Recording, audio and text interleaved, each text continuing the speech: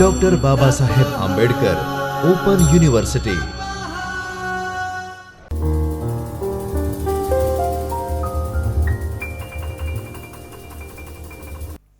Namaskar and good evening, friends. Today we are going to learn about MBA01's Block 1 Principles of Management. That is Unit number 3, Planning. First, we'll see the syllabus. Introduction, concept and nature of planning. Then planning process. Then types of planning, approaches of planning, planning premises, strategical consideration while planning, roadblocks to effective planning, forecasting, objective setting, and management by objective with process. These things will try to, in today's lecture, we'll try to cover concept and nature of planning and planning process. So first with concept, concept and nature of planning. Functions of management are classified as planning, organizing, staffing, directing, and controlling. All these functions are required to achieve the objective of an organization, right?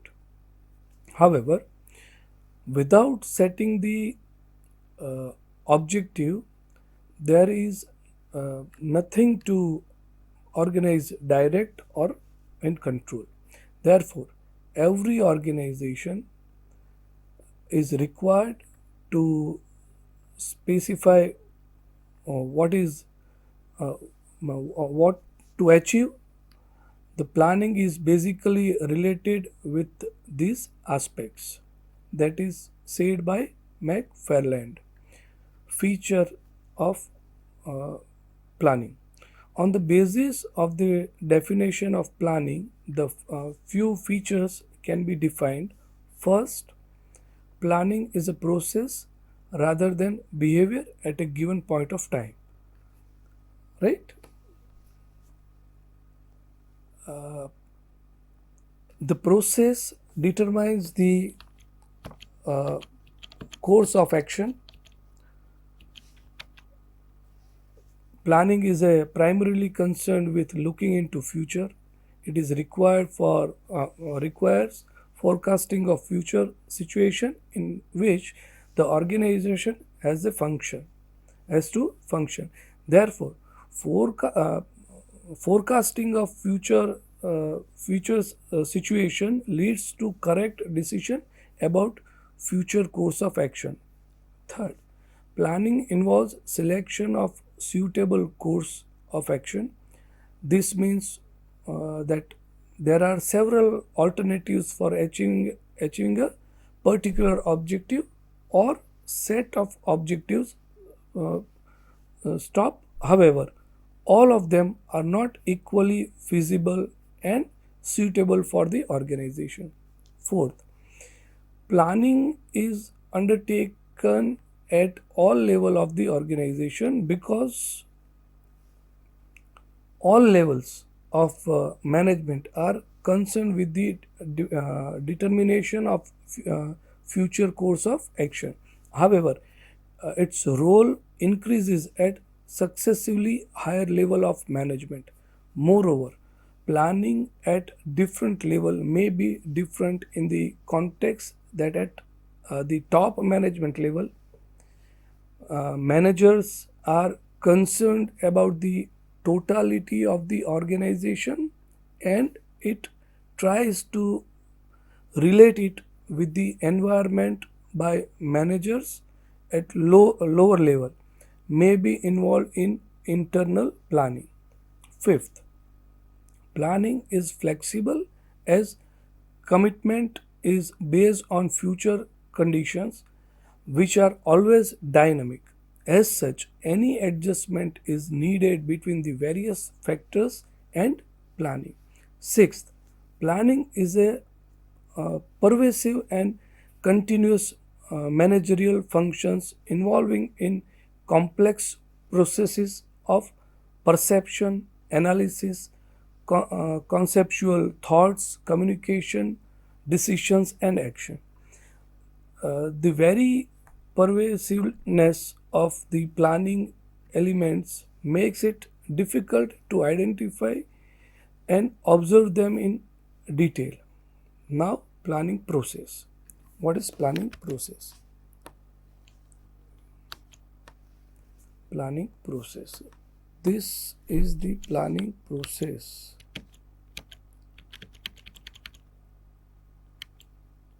There are 8 steps we'll cover. Okay.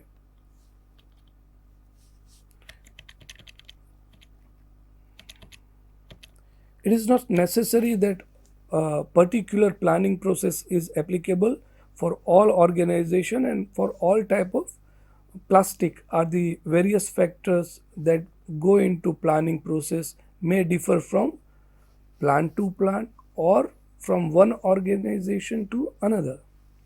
The planning process is presented in the chart in this diagram. The sequence of various steps in planning in such a way that they lead to the translation of an idea into action by reaching into the state of a establishing of sequences of activities. Each stage contribute to plan formulation in the particular way. That is, first, perception of opportunities. Perception of opportunities is not strictly a planning process. However, this awareness is very important for planning process because it leads to formulation of plans by providing a clue whether opportunities exist for taking a particular plan. Then second, establishing objectives. At this stage, major organizational unit of objectives are set. Objectives specified the result expected, 8 end point of what is to be done, where the primary emphasis is to be placed, and what is to be accomplished by various types of plan. The organizational objectives should be specified in all result areas. Key result areas are those which are important for organization in achieving its objective. Third, planning premises. After determination of organizational goal, the next step is establishing planning premises, that is the conditions under which planning activities will be undertaken. Planning premises are planning assumption, the expected environmental and internal conditions. Thus, planning premises are external and internal. External premises include total factors in task environment like political, social, technological, competition. Plans are actions, government policies. Internal factors include organizational politics, resources of various types by ability of organization to withstand the environment pressure. Fourth, identification of alternatives. That is very crucial things. Based on the organizational objectives and planning premises, various alternatives can be identified. The concept of various alternatives suggested that a particular objective can be achieved through various actions. For example, if an organization has set its objective to grow further for particular growth. It can be achieved in several ways: expansion the same field or product line, diversifying in the areas, joining hands with the organization, or taking over the organization, and so on. Fifth, evaluation of alternatives. Various alternatives which are considered feasible in terms of uh, preliminary criteria taken for detailed evaluation.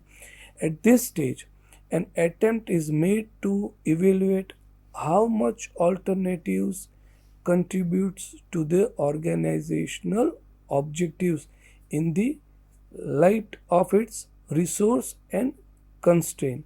This presents a problem because each alternative may have certain positive point on one aspect but negative on others.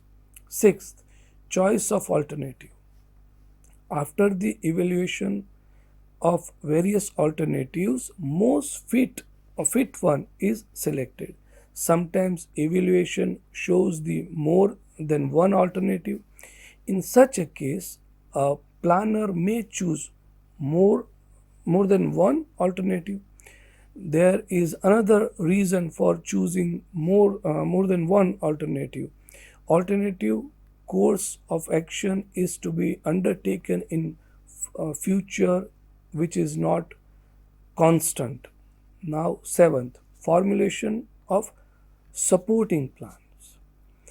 After formulating the basic plan, various plans are the light source to support the main plan. In organization, there can be various plans like planning for buying equipment, buying raw material, recruiting and training personnel, developing new product, etc. These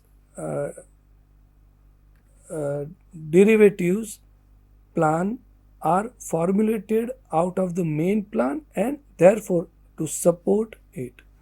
Finally, eighth, establishing sequence of activities. After formulating basic and derivative plan, the sequence of alternatives is determined so that plan are put into action. Based on plan at various level, it can be decided who will do and at what time. Budget for various periods can be prepared to give plan more concrete implementation. So, with this 8 planning process, we conclude today's lecture. We'll go through questions. There are two main questions can be asked: concept and nature of planning described in detail, and second one is what is planning? Process or procedure of planning described in detail. So these two can be asked. With this note, we'll conclude this lecture. We'll continue the same unit in next lecture. Till then, goodbye and take care. Thank you. स्वाध्यायः परमम्